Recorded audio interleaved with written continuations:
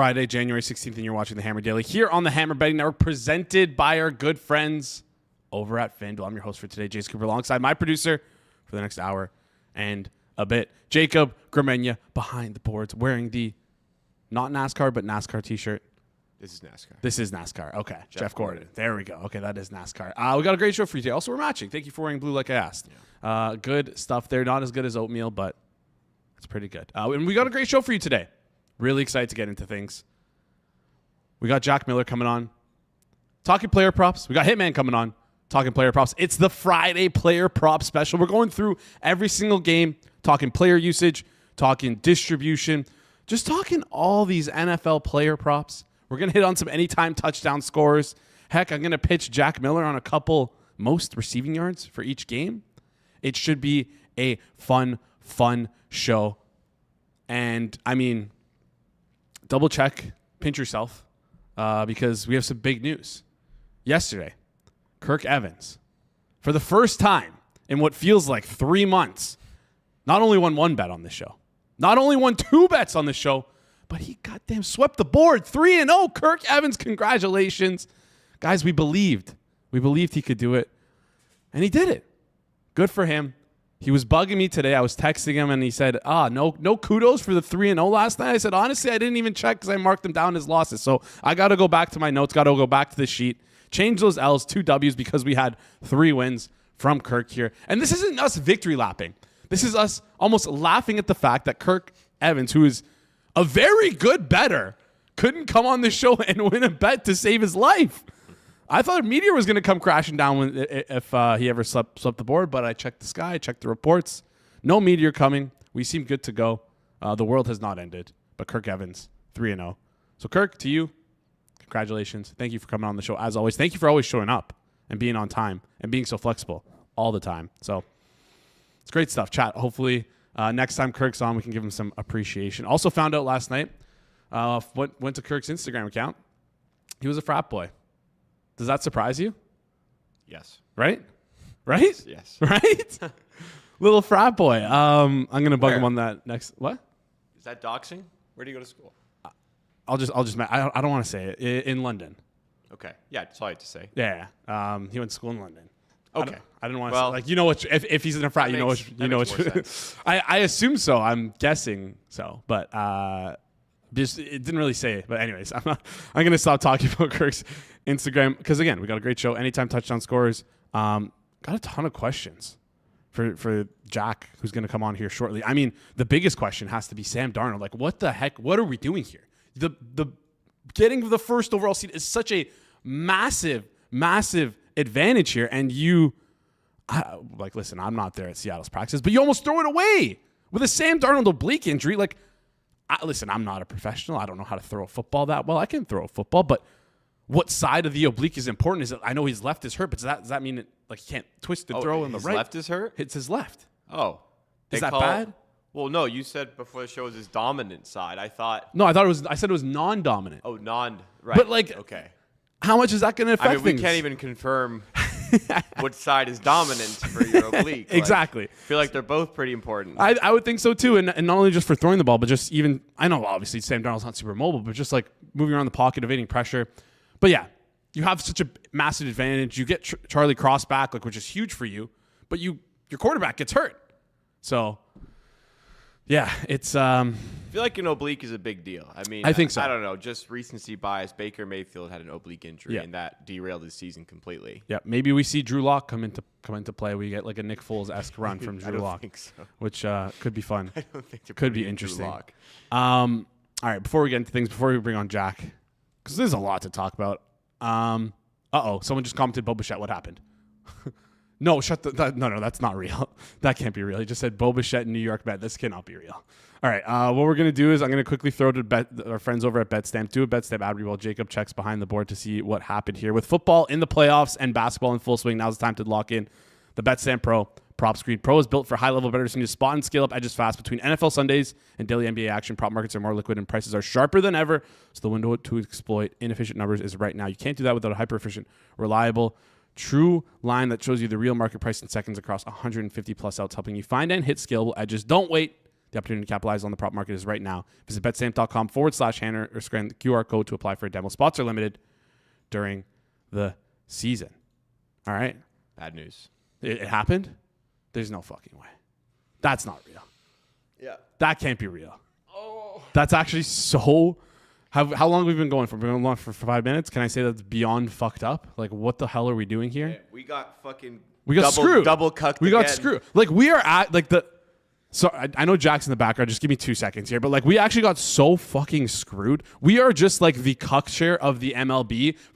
Every single... I want... That's what I said. I want kickback from every single MLB agent for every single big free agent signing because they just use us to, like, drive up the market price on their players. Like, and we see no benefit from it. It's insane. It's actually insane.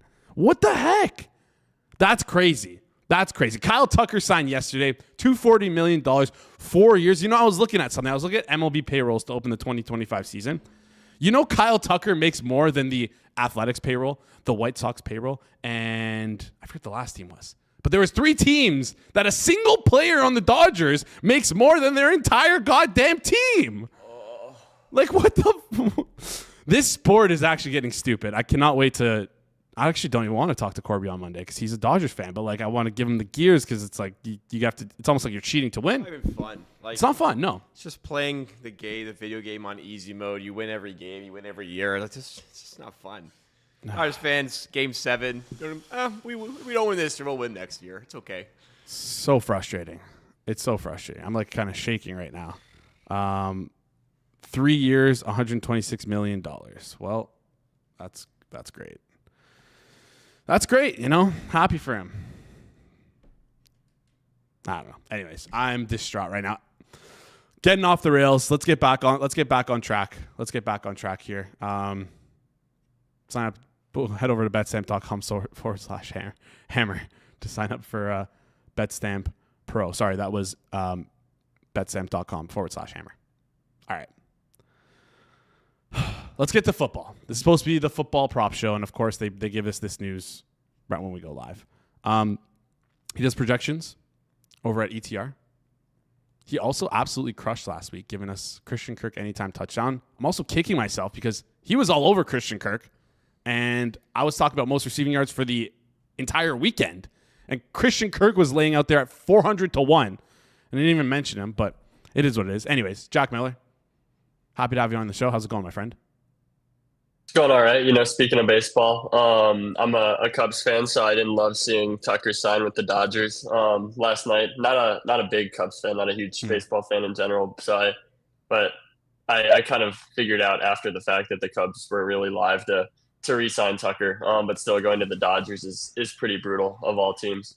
It's horrible. It's horrible. I really, like, I was telling my friends the way that it was going, I was expecting this to be done on Friday at like 5 p.m. and then news dump it. And then when the NFL games come, everyone forgets about it. But they signed him last night.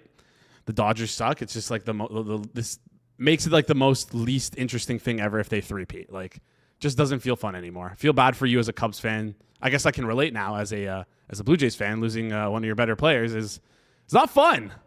It's not fun. But yeah. Anyways, Christian Kirk last week, you absolutely nailed it. And I was listening to ETR's the ETR podcast this past week, and I think Adam Levitan was saying how like talking to you guys, being like, "Are you guys sure about Christian Kirk?" Was there like a lot of pushback internally about like your projections on Christian Kirk and being so high on him? I don't know about pushback. There was a lot of discussion about it because it doesn't feel great having like the highest projection in market on a guy who's averaging at the time I think 4.6 yards per target. But yeah, I mean the routes have been trending in his direction, so we talked through and we felt comfortable. It's not we didn't expect him to do what he did on Monday and like you said lead the slate in receiving yards and 100+ yards, all that stuff, but. Yeah, the routes had been trending in his direction, so we were a little bit above market there. So it was nice to run good in terms of getting like the 99.99th percentile outcome on a Christian Kirk game there. Yeah, it's pretty awesome. Of course, like I mentioned before, you gave out Christian Kirk anytime touchdown. Hopefully, you have another winner for us here in the anytime touchdown market. I believe that was plus 750, which is a great look from Let's get into the games, though. First game on the board, Bills, Broncos. It's essentially a pick 'em. This number's kind of been going not back and forth, but yeah, it's sort of back, not really back and forth. It's just, wow, moved out to the Broncos. Broncos right now minus 118. Bills plus 100 here. A lot to talk about, but for the Bills to win this game, Josh Allen needs to be perfect. Not that tall of an ask because he tends to be perfect quite often. But my question about this Bills team is their receivers distribution. Shakir is expected to lead the team in targets just based off of yards and his target share on FanDuel here, his target line on FanDuel. But like he has such a low average depth of target that 52.5 for him feels really high. On the other hand, I have 32-year-old Brandon Cooks. I said this last week. I'm saying this again this week. He feels like he's the most effective receiver for the Bills if they're trying to move the ball downfield. And that 27.5 feels too low. Any opinion here on the distribution for the wide receivers in terms of targets and yards? Yeah, we're pretty much bang on with Cooks. On Shakir, we do so a small under, but we it's not a big under because we have his target share cranked up a pretty good amount. In his last 4 playoff games, he had a 34% target share last week, and then the previous 3 games in I think last year's playoffs, all 3 of those games, 23, 32, 21% target shares. So historically in the playoffs, they have really turned to him. And so we've bumped up his target share pretty significantly from where we had it in the regular season between those previous playoff performances, as well as the Gabe Davis and Tyrell Shavers injuries. So we have a pretty big target share projection on Shakir, but like you said, on a yards per target standpoint, he's not super efficient. And so we still show a small under, but it's not anything like massive. But if picking between like a Cooks over and Shakir under, it would be Shakir under for me. Cooks has been super productive, but his routes are still not that great. I think 48% in each of the last 2 games, and they don't have Gabe or Shavers now. But I think Keon Coleman is like a better fit for that role, kind of like the bigger bodied, better run blocker that Cooks can't really fulfill. So it's probably a small bump for Cooks, but I think the guy who gets the bigger bump would be Keon Coleman, and then maybe like Dawson Knox too if they run more 2 tight end stuff. All right, Keon Coleman, name feel like that's kind of been thrown away. Maybe he can have like a little bit of a renaissance game this week. It just seems like that he obviously just fallen out of favor with the team. The 20.5 you think is maybe just inferring here. Do you feel like that might be like a little bit too low, or is that right where you have it? No, I think that's pretty fair. It's more so just that I don't think Cooks will suddenly ascend into like a full-time role. Okay. Because I think he's like a little bit of a different role than the guys that they lost over the past week. Okay. I want to flip over and talk the Broncos here for a second, but I want to go like super deep in the weeds. And you tell me if I'm too far in the weeds here. I was just looking at the rushing props, and I see Marvin Mims, 2.5 rushing yards. The over's priced at plus 102 right now. Obviously, he needs to get a rush. There's no guarantee of it. But I went back, took a look at his past 14 games. 12. He's had at least one rush attempt in 12 of his last 14 games. The 2 games that he didn't was against KC and Los Angeles in the final 2 weeks of the season, against a KC team that was basically down and out and a Chargers team that was resting essentially all their starters. It seems like Sean Payton likes to scheme up something to Marvin Mims every single game. So what's your opinion, and how do you guys price this stuff out at ETR in terms of Marvin Mims rushing yards over 2.5, which he seems to have hit in majority of his games where he gets a rush attempt? Yeah, I think he'll get a carry. In their playoff game last year, he had 2 carries, and I think kind of narrative-wise, you kind of see these wide receivers get maybe more involved in the rushing game in the playoffs. In terms of how we price it, to be fully transparent, like our wide receiver rushing stuff specifically is a relative weak point of like our simming process. And so we show unders on these guys a lot. And we don't really bet them because we know that it's a weak point. But in terms of like the mean projection, we're a little bit above. So I tend toward just passing on it, knowing like for us personally, it's like not our strength to price these wide receiver rushing yards like all that great. But yeah. All right.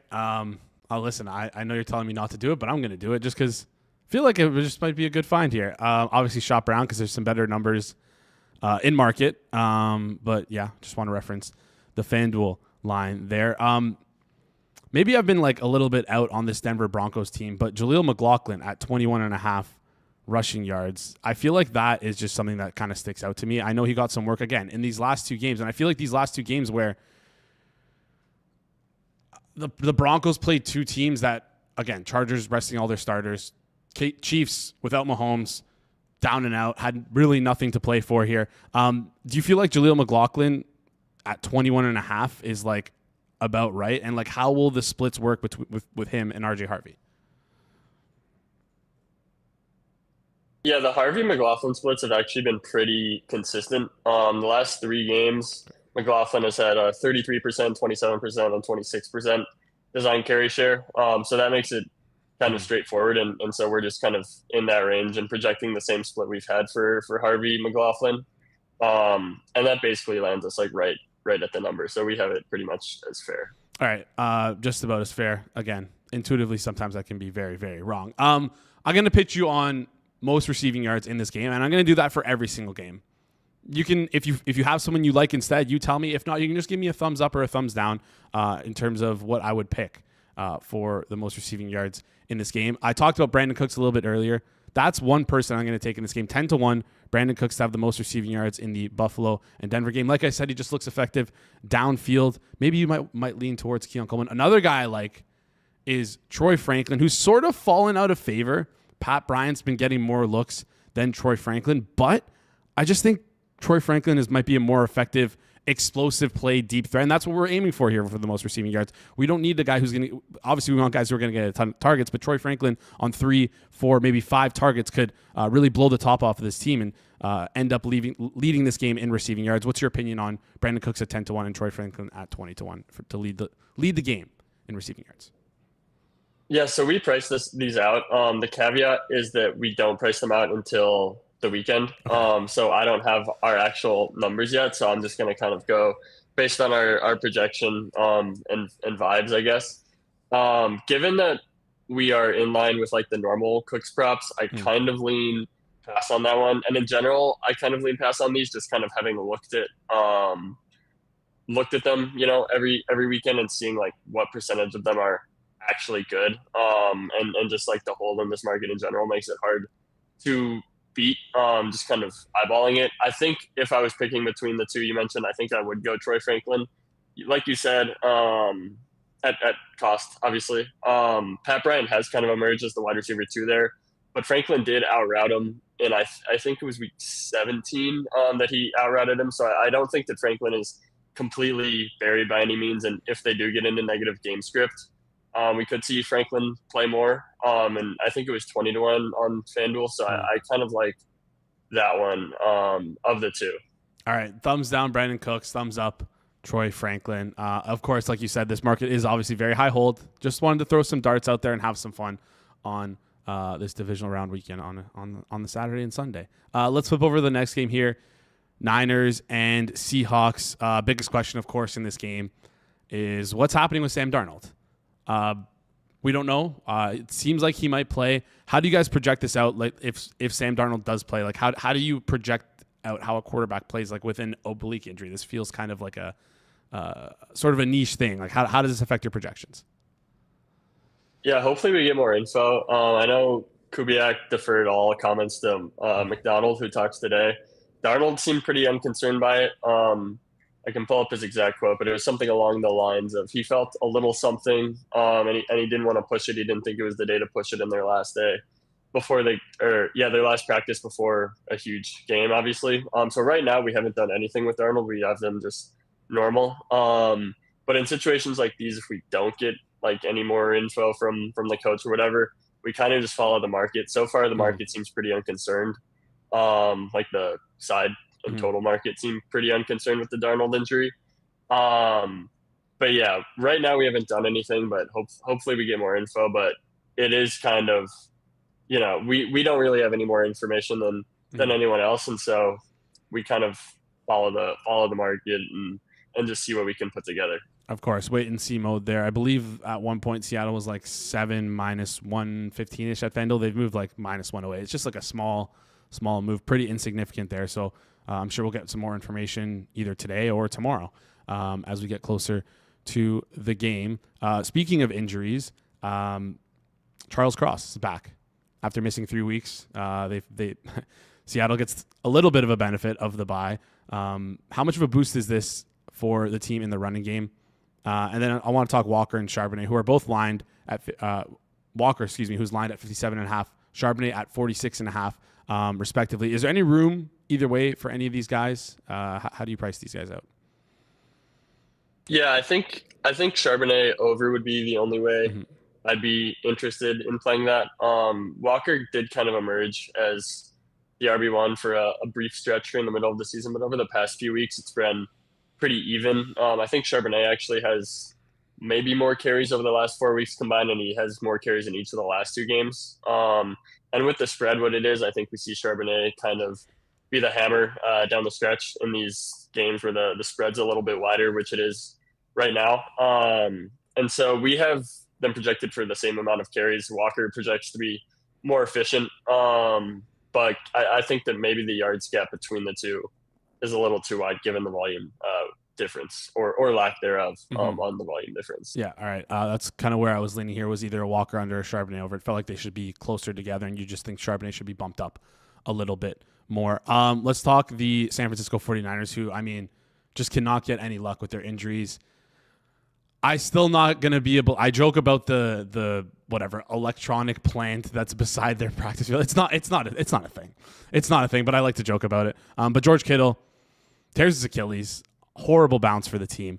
When a player like George Kittle is hurt, is out for the game, how does that like affect your guys' projections? Because he sort of does everything, right? With like between chipping in terms of passing downs or blocking on running downs. How much does him being out affects things? What's the drop-off like from him to Tongas? And to what degree do you think Tongas can be effective in this game? He's lined right now at around 36.5 receiving yards, I believe. Let me just double check this. Yeah, 36.5 receiving yards. Just talk to me about how this Kittle injury affects everything for the Niners. Yeah, so Kittle is I think a tight end who is pretty tangibly worth something like in the side and total market. And so it gets baked into our projections that way, as well as just, the massive void in target share. Tongas has actually been pretty good. I'm trying to pull up our projection on the fly. So we have him for like a pretty sizable share. We are actually bang on the number. But the 36.5 or whatever, I think is a pretty hefty line, but I think it's pretty fair. Just because he's had massive target shares without Kittle. The last time he played without Kittle was week 17 at 27% target share. They've clearly began to trust him as more time has gone on. And I think he's clearly in that pass catching tight end role without Kittle. But we know Kittle's going to be out. I think the bigger question is what we can expect from Ricky Pearsall. All indications right now are that he's going to play, but some of the quotes that he has had haven't been that great. He said something along the lines of like, that hit that I took in week 17, I need to be more careful. I need to go out of bounds because I can't take any contact on my knee right now. Shanahan said before the wild card game that he wasn't close to playing. So it kind of seems like he could be pretty limited. But we don't really know. So I think one of the Pearsall or Demarcus Robinson lines will end up being wrong. In hindsight, I think figuring out in foresight is obviously that's the whole point. And that's more of a tricky equation. But I do think Pearsall could be quite limited here. That's not no information or anything, just kind of reading the lines of the quotes that he said this week. It's funny you say that because that kind of gets me to my next question here, where I was going to pitch you on most receiving yards. And Hitman sort of came on here on Thursday, talked about similar thing as you, where we were unsure as if Ricky Pearsall was going to play in this game. And it's like, if you feel like Ricky Pearsall's not going to play, like there's value on almost every single over for the San Francisco 49ers receivers right now, if you feel like he's not going to play, because obviously that's 29.5 yards that need to be distributed out throughout those players. But I don't want to talk about just the receiving yard market. I want to talk about the most receiving yards market, and that's why I honed in on Demarcus Robinson at 18-1 here. Like you said, the Ricky Pearsall stuff scared me.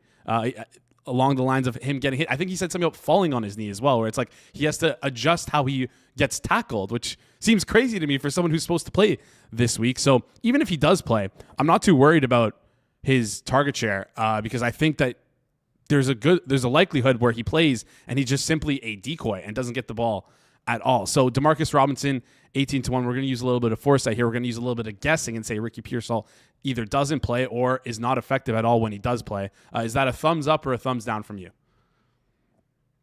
Yeah, I'll give that one a thumbs up. I think it would be pretty surprising if Pearsall doesn't play. It seems like it's trending toward him playing. Yep. But I do think there is a scenario in which he isn't effective at all. And so like if most players have like a not a normal distribution, but like a regular distribution for what a wide receiver's like outcomes look like, I think Demarcus Robinson kind of has that like double like a bimodal distribution where there's some outcomes where he has Pearsall plays a lot and he doesn't play very much, and then there's some scenarios in which Pearsall barely plays or isn't effective or gets re-injured mid-game, and then Demarcus Robinson's out there a ton. And I think in something like the most receiving yards market, where you're kind of shooting for those high-end outcomes, I think looking for that sort of distribution makes sense. All right. Again, 18-1 Demarcus Robinson. Of course, the biggest hurdle is getting over Jackson Smith and Jigba. But with the way that this game is lined, 7 for Seattle right now. If all things stay course for Sam Darnold and he's good to go, they might not need to throw the ball a ton here, and it might just be San Francisco who's trying to play catch up for a majority of the game. Let's get into the next game here. And of course, I have this issue with you, Jack, because apparently every time you're on, I like to go long with you. And I guess that means we got to speed up the last 2 games.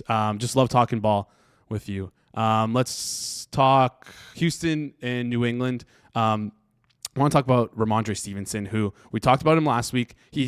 I would say that he has separated himself as the most trusted back in this backfield, but it's lined almost at 50-50 here, a 50-50 split, in terms of the running game between him and TreVeyon Henderson. Do you feel like the team that New England trusts Stevenson more, not only in the run game but also in the pass, or in the run game more so than the pass game? Because we've seen Stevenson in the pass game get more trust here. Do you guys still project this split to be 50-50, or are you giving a little bit of a bump towards Ramondre Stevenson? Yeah, we have Stevenson ahead. The Henderson had been ahead in 3 of the games before the playoffs, but then in the playoffs when everything was on the table, they really went through Ramondre, and it was 10-9 Ramondre in terms of overall carries, but 4 of those Henderson carries came on the final drive, and they're up a good bit. So I think it makes sense for Ramondre to be RB1 there. All right. They're both lined at TreVeyon Henderson's at 36.5 for Ramondre Stevenson at 37.5. That just feels too low for me. I know that this Houston run defense is really, really good, but again, Stevenson's looked great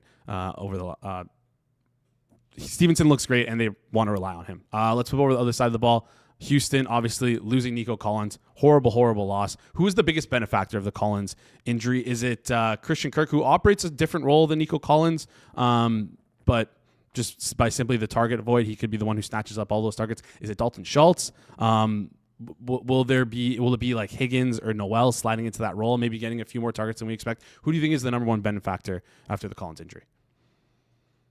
I think Higgins is probably the biggest benefactor. I think Kirk is maybe the favorite to lead in targets, but I think who benefits the most would be Higgins, and then second would be Xavier Hutchinson, just because the way Houston does it, Kirk and Noel are kind of fighting for one role, and then Nico, Higgins, and Hutchinson are kind of fighting for 2 roles, and obviously Nico has pretty much an iron grip on one of those roles, so that leaves Higgins and Hutchinson for 1 role. But without Nico, both of those guys are going to be full-time on the outside. So I think they both benefit quite a bit. All right, most receiving yards time. I'm not going to go with Xavier Hutchinson. I'm not going to go with Christian Kirk. I'm not going to go with Jaden Higgins. Not even going to go with Kayshon Boutte. I'm going to go a little bit further back in a guy that the team, it seems like this New England team likes to use them not only in the run game, but in the passing game as well. I'm going to throw a dart at Ramondre Stevenson at 27-1 to lead the game in receiving yards. For both teams, it feels like the spread on this ball is going to be pretty large. I mean, we saw the New England Patriots use 5 receivers last game, even without Matt Collins in the fold for them. We saw like Efton Chisholm, is that his name? Get like 22 or 25% of the snaps here for the Patriots. But yeah, I'm honing in on Ramondre Stevenson. I think this could be like a low receiving, like a widespread game for receiving yards. And I want to take a guy towards the back of the boards at Ramondre Stevenson, 27-1. Thumbs up or thumbs down from you? I might give this one a thumbs down. It's just so hard for a running back to do it. It is kind of the environment where it would make sense with there probably not being any passing yards total, and teams using multiple wide receivers, or at least the Patriots. But it's just so hard for a running back to get there. So I'm gonna say I prefer to bet on one of the receivers, I think. All right, it's okay. You can thumbs down. It's part of the fun. Let's move over to the last game on the board. Rams, Bears. Potential snow squall weather game. I was gonna go to this game, but yeah, I had to drive there because I couldn't find a flight that would get me back in time for Monday morning. So I was gonna drive back, but then I saw the weather, so I'm like, I don't know if I'm willing to drive 7 hours through a snow squall to watch this game. Even though I would love to, I just don't know if it's safe for me to do it. So, anyways, my biggest question coming into this game, and something that I've seen so often this year, is the Chicago Bears. I don't know what it is. I don't know if this is signal, if this is noise, if this is just this probably just absolute randomness. But it feels like almost, let's say 80% of the game, just grabbing a number out of the air. 80% of the games that they've won in the first half, they have looked horrible. And then in the second half, they come in and drop 26 points like they did against the Green Bay Packers. And it feels like that's how all of their wins go. For you, have you guys noticed anything at ETR? Is this signal? Is this noise? Am I just reading too much into things? And would you ever if you were to take a swing on this, on these sorts of things, how would you do so in the prop markets? Would it be like almost like I don't know, like a Caleb Williams under passing yards in the first quarter and then full game over in passing yards? Is there a way you would take a swing on this in the prop markets? And is there any noise here? Is it just nonsense? Yeah, I mean, if you think there's signal, that would be a good way to do it. I kind of lean toward it just being noise, and we don't really adjust for stuff like that. It's been fun to watch as someone. I'm not even a Bears fan, but I live in Chicago, so it's been fun to watch. But in terms of projections, yeah, we haven't really changed anything based on how the script has gone.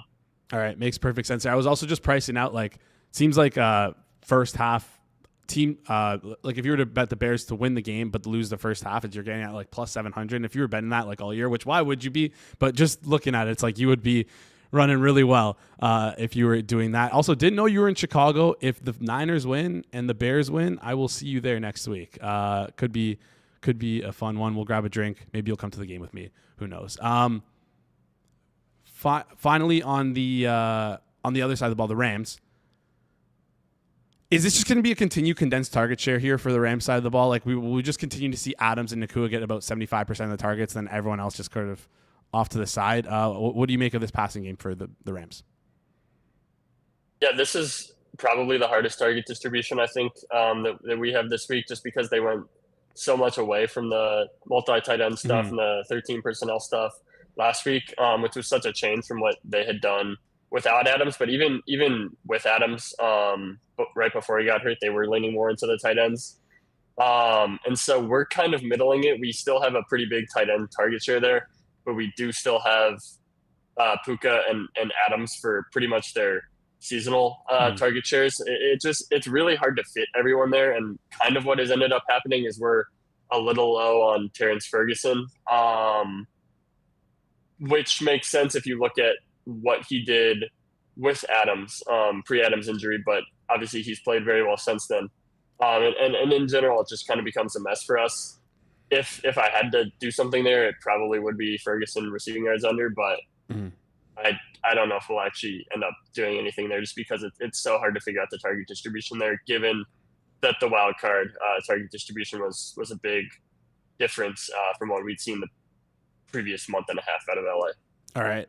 Finally, let's close things out. Most receiving yards in this game.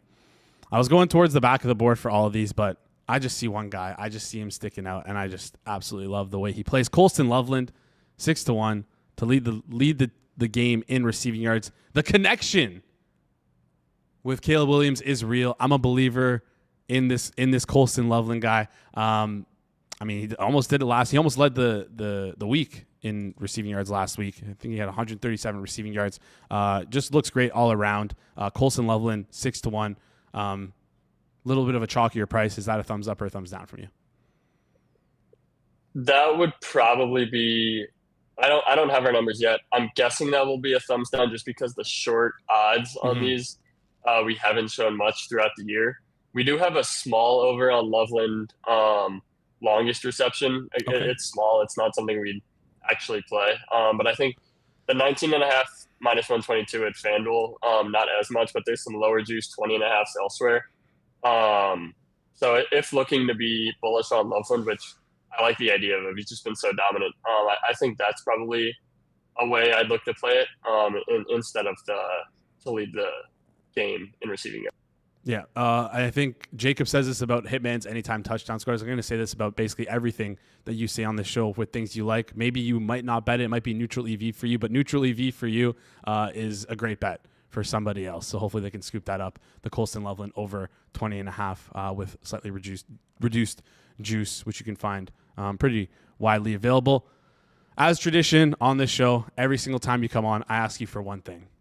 Deep cut, anytime touchdown scorer. You can pick the game. You can pick the player. You tell me who it is. Just let us know who you prepared for us as our. It doesn't have to be a deep cut as well. It can be whatever you want. Just anytime touchdown scorer from you. Who do you like and why? I'm going to go Xavier Hutchinson plus 475. Without Nico Collins, his routes pretty much skyrocketed. In week 18, they obviously rested guys. Like Schultz rested the second half. Stroud obviously rested the second half. And with Schultz resting, the wide receiver snaps kind of got artificially propped up because they were running less two tight end, but they played the actual wide receiver rotation pretty straight up. And in that game, we saw Xavier Hutchinson run 88% of routes. In the previous game without Nico, I think it was week 8, Hutchinson was at, I think like 74-75% of routes. And so I think he's a huge benefactor of the Nico injury. I think he'll be out there a ton. Historically, he's not been a very strong target earner.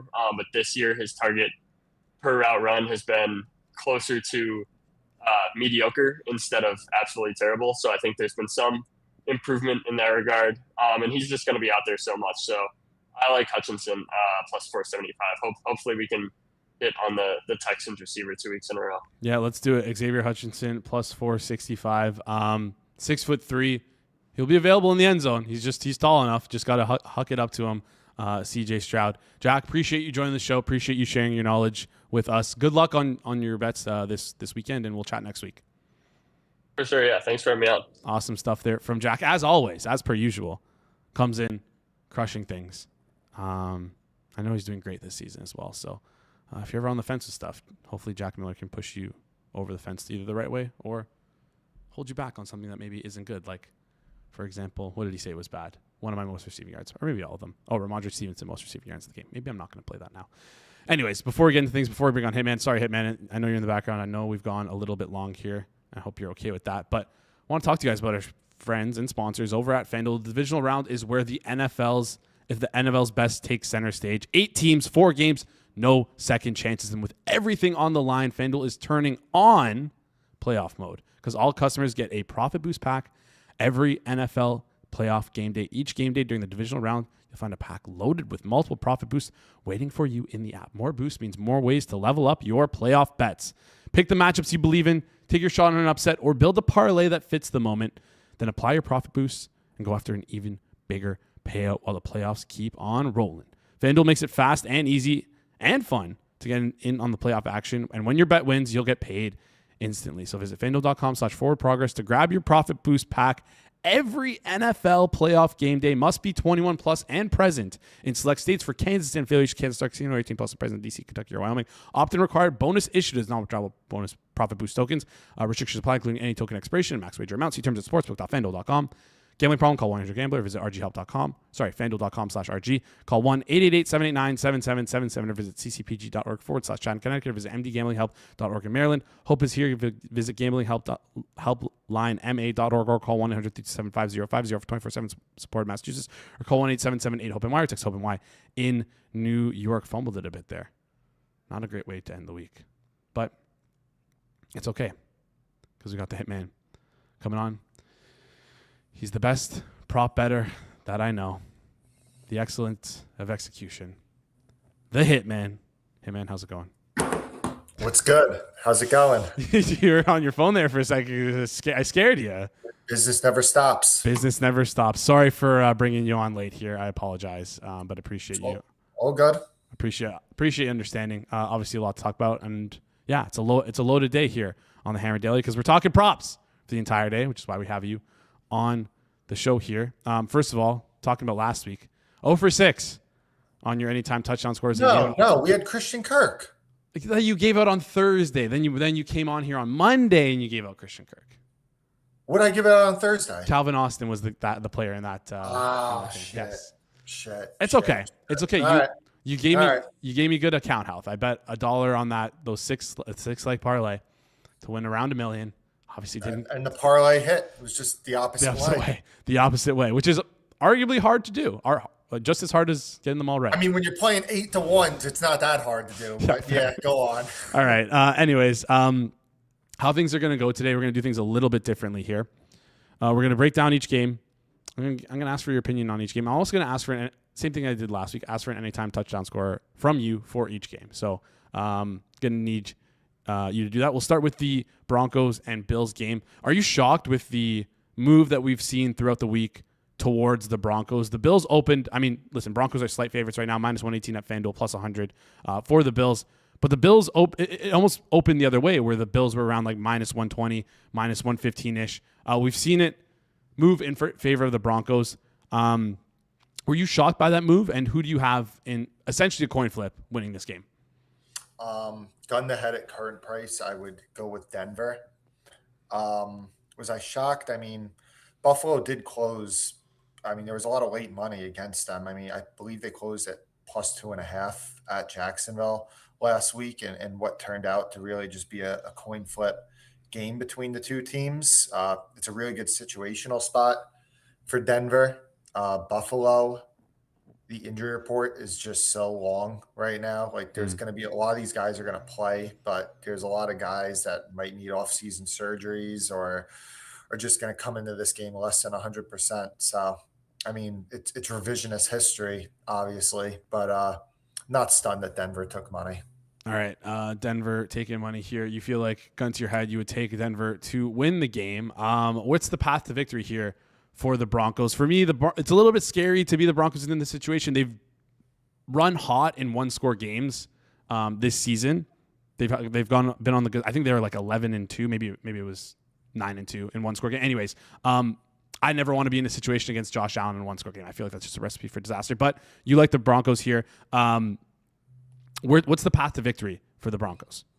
My guess is that Buffalo is going to try to come into this game pretty run-heavy. I could see that they're going to maybe use some heavy sets, like some 6 offensive linemen personnel and stuff like that. And if that does happen, it's just the key to victory is stopping James Cook, in my opinion. Josh Allen is Superman, and there is a chance that he could have one of those top 5 percentile games and carry this passing offense despite all the matchups being in favor of Denver in the secondary. But for Denver, I think it's going to be it has to start with stopping James Cook in this game. And then if you're able to do that, as crazy as this sounds, it's kind of make this team try to beat you through the air and make Josh Allen be Superman when a lot of these matchups are not in his favor. Okay, so if you think that the Broncos are going to sort of force the Bills to throw through the air, would you be looking at maybe receiving unders for a guy like Khalil Shakir or Dalton Kincaid, or would you look at rushing unders where they just kind of sell out and try and limit James Cook on everything in the running game? Well, this is a little contradictory to me saying that I think Buffalo is going to try to be run heavy. But I have a little bit of interest in Brandon Cooks over. Okay. The big concern with that, and here's the concern, is that there's a chance that Patrick Surtain stays on the outside and he sees a lot of Brandon Cooks, which in that case, I don't have much interest. There's also a chance that Surtain travels with Shakir. I don't think that happens, but it's a possibility. There's also a chance, like they were hyping up a lot in like media in media interviews, like hyping up like Dalton Kincaid and a lot. And like there's a small chance that Surtain could travel with Kincaid a little bit.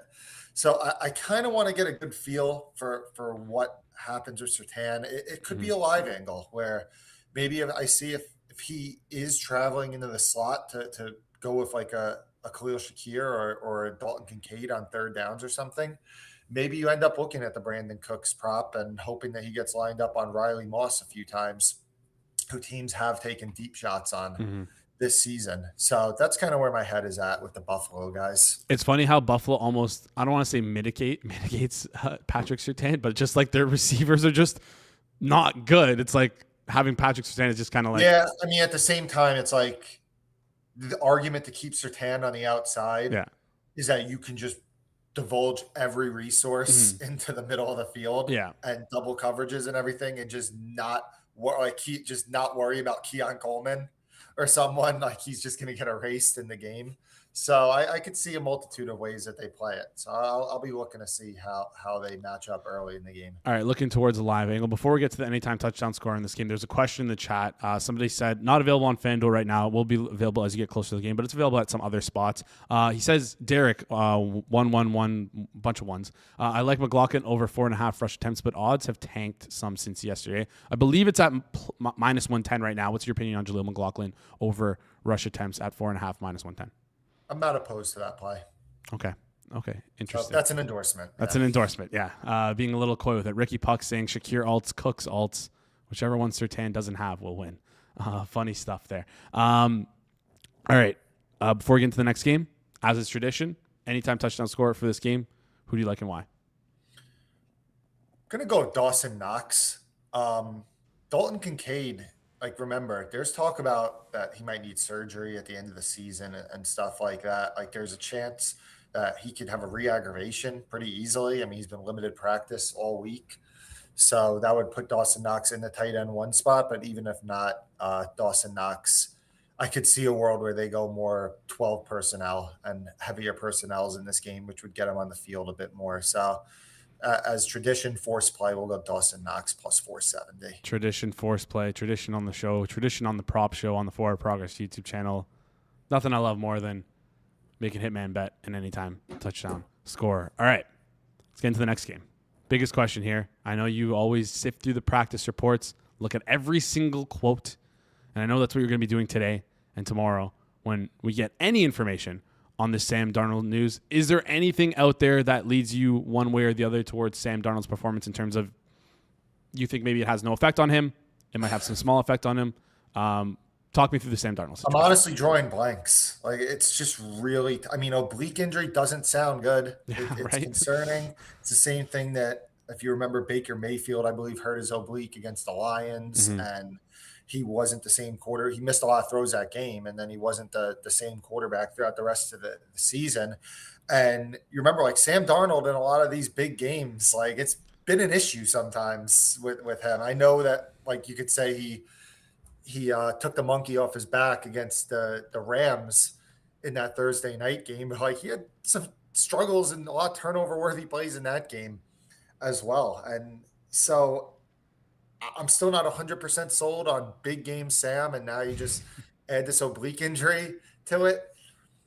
I'll put my concern level at 1 through 10. I'll put it at a 4, my concern level. All right, concern level is at a 4 for you. Is there any chance he doesn't play?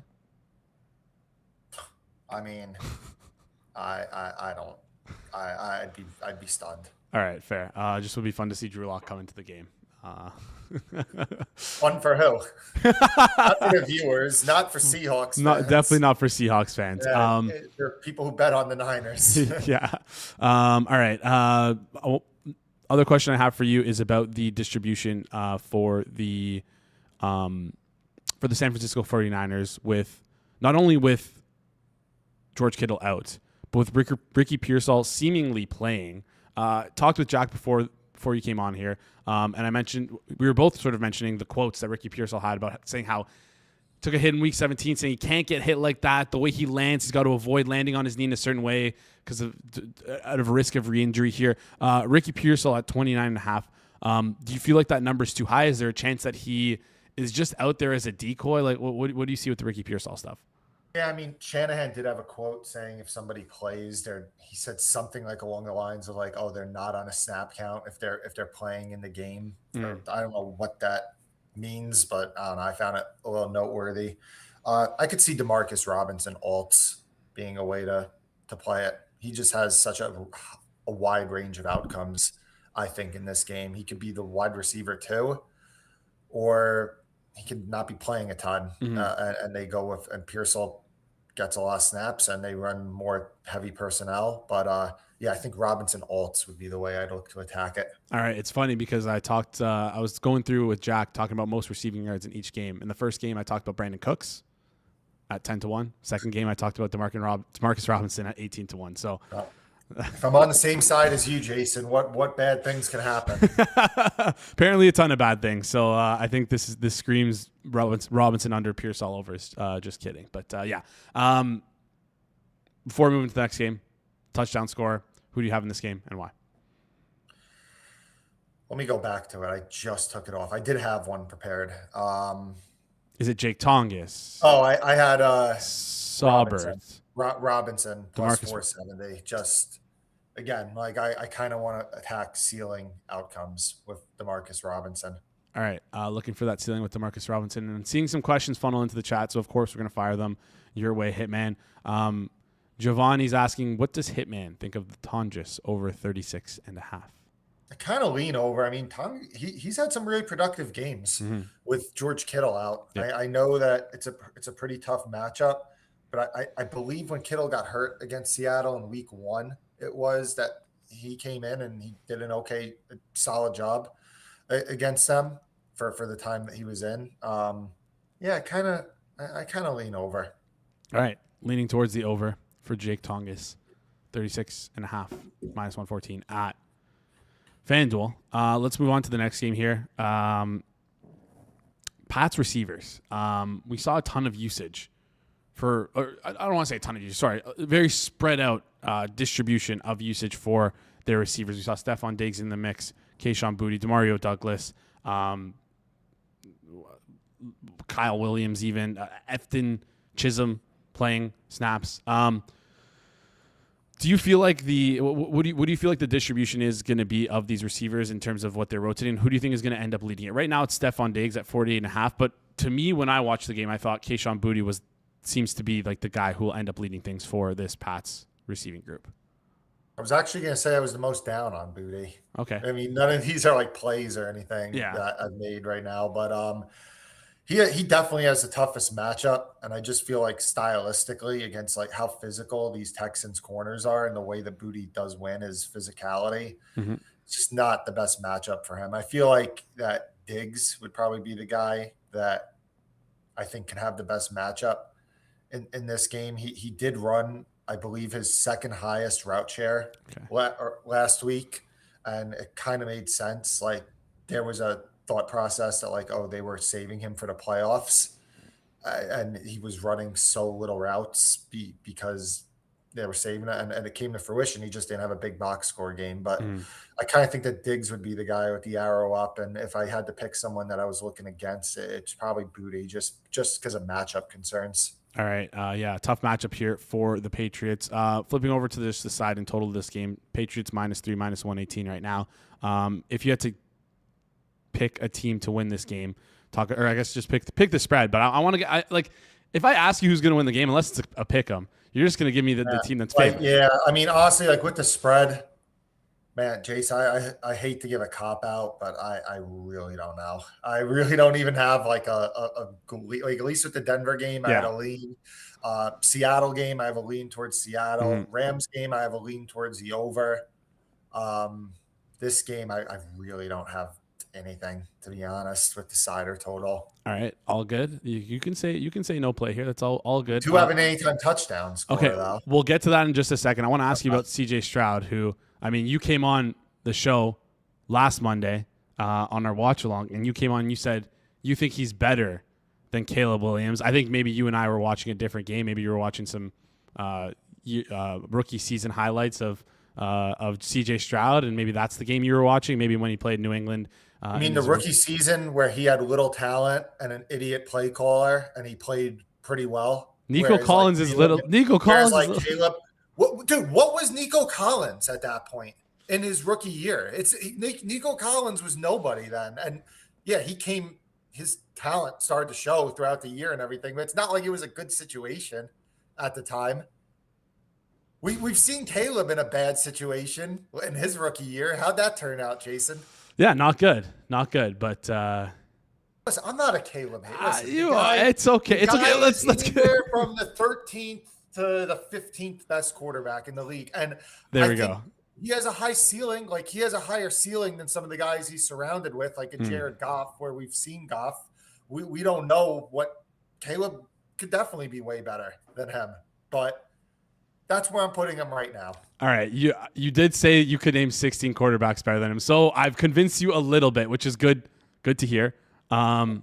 I said 13 to 15. No, you said I'm going to have to rerun the tape. You said we'll go through it on the next. We'll figure it out. Anyways, my question about actually is about CJ Stroud, though. I thought he really struggled last game against Pittsburgh Steelers pass rush, which is good but not great. We saw, obviously with a much, much worse offensive line, essentially the worst offensive line in the league, in the playoffs by far. Justin Herbert really struggled to process and really struggled to hit his open guys with how much pressure this New England team was throwing at him. Now, that's probably, again, a little bit of a function of the offensive line, but New England was getting home. That's my biggest point here. So do you think C.J. Stroud might struggle in this game against a New England pass rush that's looked a lot better recently? Yeah, I mean, I could just see it because, Houston really, with Christian Gonzalez playing, there really isn't many matchups that really favor Houston. I mean, Houston's going to be stubborn with the run game. New England's run defense, especially if the guy's coming back from injury, is pretty damn good. And if they're going to be stubborn like that and put themselves in a lot of third and longs, there's not a ton of great matchups, really, for these Houston pass catchers without Nico Collins against a healthy secondary for the Patriots. So, yeah, I could see him struggling again. Okay. Question from the chat from E. Colt. He's calling it a release, a Hammer Daily Don't Leak Anywhere Else release. He wants your opinion on it. Cade Stover, anytime touchdown, parlayed with C.J. Stroud under 1.5 passing TDs. I think I know what he's thinking on that. I don't want to just straight up say it, but if you can piece together why that might happen, it makes sense. Kind of similar to Cameron Hayward for the Steelers, if people remember that one. That makes a lot of sense. But again, I don't know how much. I know that was a really big edge years ago where people were playing stuff like Taysom Hill to I forgot what it was. It was something with Taysom Hill and the receivers to catch a touchdown, but Derek Carr not to have a passing touchdown, something like that. I don't know how much the odds have been nuked on that type of stuff, but the thought process is very strong. So, yeah. All right. Let's flip over and talk anytime touchdown scorer then. Who do you got for us here? Go over Ramondre Stevenson. Just think, plus 175. Again, these are forced plays, but plus 175. Think maybe the gap should be a little wider between him and Henderson and that, especially when it comes to short yardage. So we'll go with Stevenson.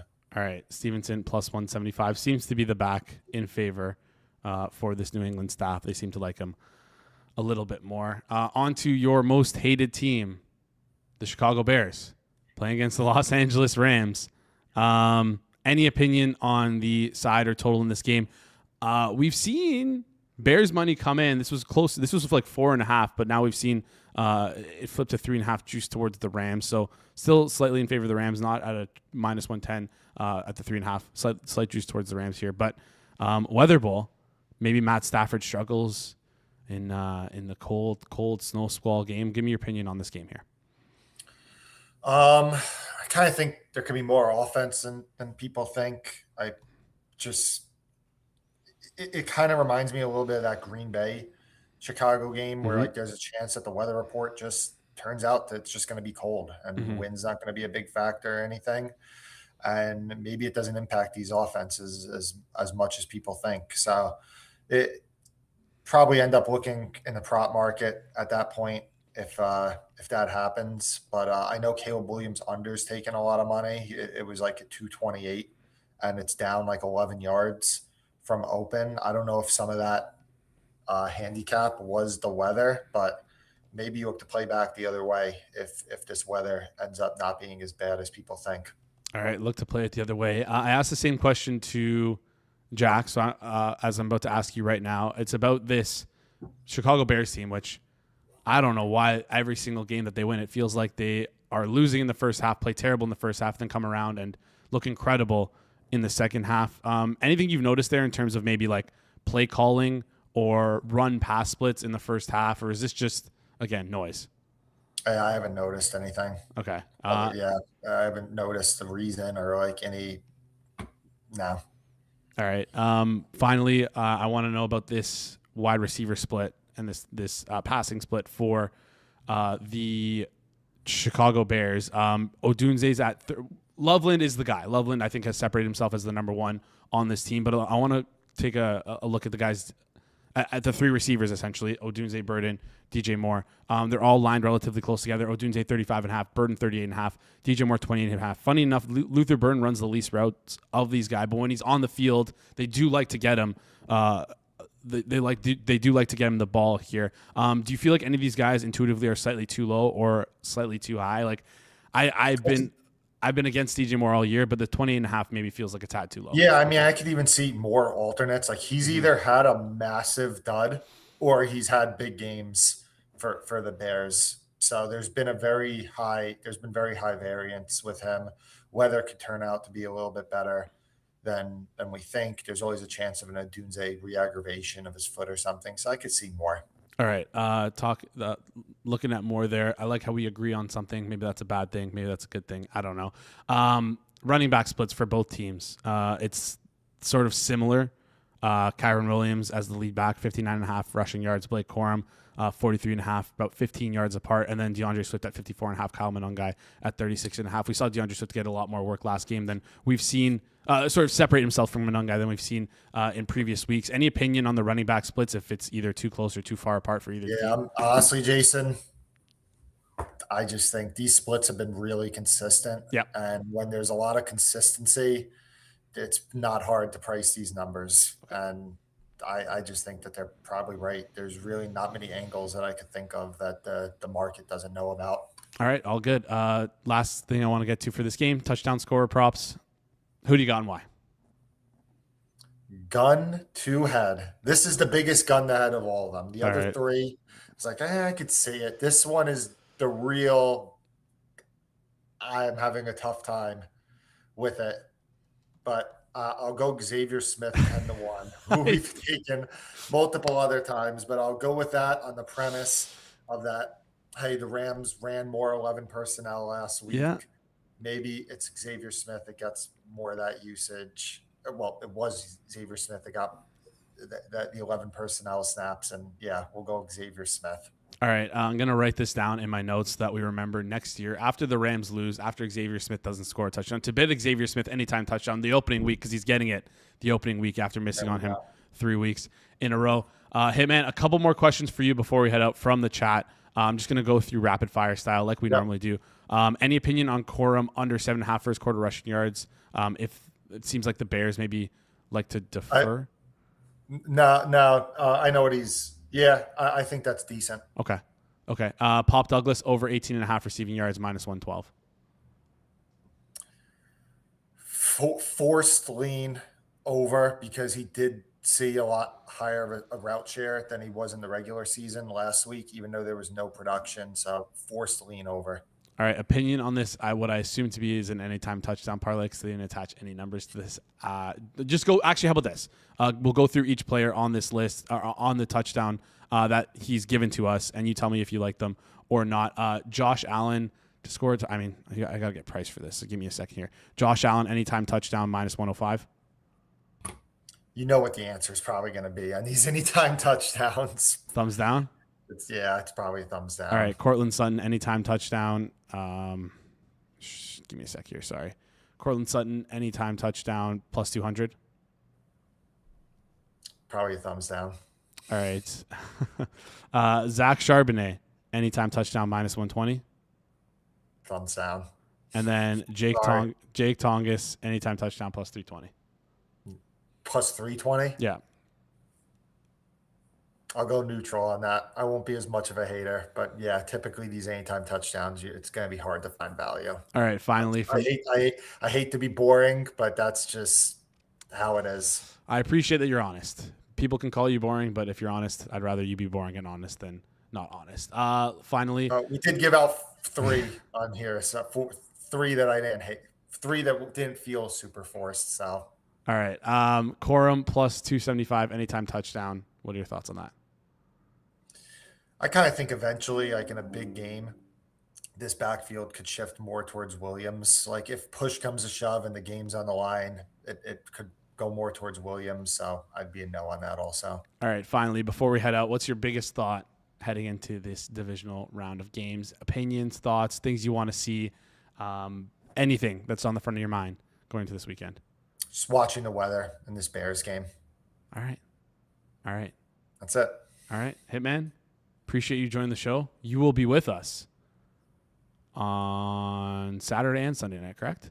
Sunday night. Only Sunday night. All right. Yep. All right. We'll see you on Sunday night then. Hitman, appreciate you. We'll watch Caleb Williams win the game together. Chat soon. Sounds good. All right. Have a good one. Awesome stuff there from the Hitman, as always. And as you probably heard from what I said there, Saturday, Sunday night, you're probably thinking, what's happening? If you're not in the know, first of all, what are you doing? Second of all, get in the know, because we have our watch-alongs. We know you love our watch-alongs. So that's what we're going to be doing for you guys. Every night for the playoffs this year, we're going to be doing a watch-along. We got 2 this week, of course, on Saturday and Sunday for both NFC games. San Francisco 49ers taking on the Seattle Seahawks. Jacob will be there with Rob breaking down that game. And then Sunday night, G-Stack, myself will be there. Hitman will be joining us in the fourth quarter to watch the Bears trample over the Los Angeles Rams. Will be a fun game, and I will have boots on the ground pregame and during the game, so we can get weather updates live from within the stadium. Doing that just for you guys. Anyways, got a great show it was a great show today. Appreciate you guys tuning in. Quick reminder: Hit the Books live 5 p.m. Eastern Time today on the Hit the Books YouTube channel. They're gonna be breaking down the national championship game. Talking a little bit about. Are they live today? Are they not live today? I think Monday. Okay, then they're live on Monday. My apologies if they're not live today. We won't. Pretty sure it's Monday. Okay, it's Monday. It's Monday then. Monday to break down the national championship game. That's it. There is no show today. Sorry. Monday, Apologies. 5 p.m. Eastern Time. But there is a on the show Hit today. the Books channel. There is a show today, not on Hit the Books. Came out at 8 a.m. this morning. Yes. Circle back over on the Circles Off YouTube channel. I love doing this show, but it broke my routine of listening to Circle Back right when it dropped Friday morning. I listen to it on the way home now instead. I'm excited to hear you guys talk about this whole college basketball betting debacle, because I've seen it thrown around on Twitter. Not really sure what's happening here. Can you give us a little teaser for that, Jacob? A teaser Yeah. for what we said on the show? Yeah. It's a big deal. a big deal. A lot of what we talked about revolved around what the reception of this is going to be, how it's going to be very like anti-gambling as a whole, and the other 3, they make big cases to defend the existence of sports gambling. Interesting. All right. I'm excited to listen to it. That's the lead off for the show.